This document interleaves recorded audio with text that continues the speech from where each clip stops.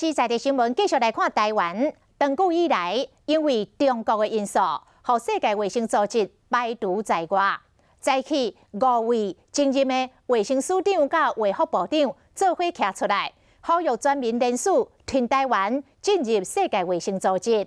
同迄个时间，美国在台协会处长嘛拜会新任的立法院长游锡堃，讲美国的立场嘛真支持台湾加入世界卫生组织。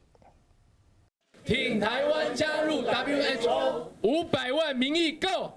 台湾要加入世界卫生组织，袂使搁等啊！5个无共款执政年代党派的卫生署长、卫福部长做伙公开的话。1997年，张博雅前署长在 WHO 里面替台湾发声。我跟李正元院士，我们在外面拉布条。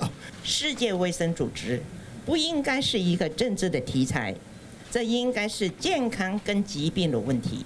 长期受到中国的打压 ，WHO 台湾一直无法度加入，也过政治无用的伫公共卫生之上。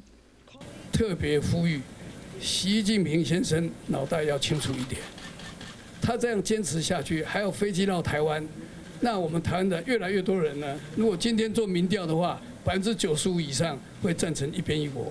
台湾加入 WHO 已经是普世价值，但是我个人觉得，不是用悲情来加入，而是应当用我们的实力。台湾公共卫生界重量级的人物，呼吁全民联署进入 WHO。另外一边，支持台湾加入 WHO 吗 Of course。 美国在台协会处长李英杰拜访新任的立法院长游锡堃，被问到敢有支持台湾加入 WHO， 简单的几字，嘛代表国际朋友上届直接的支持。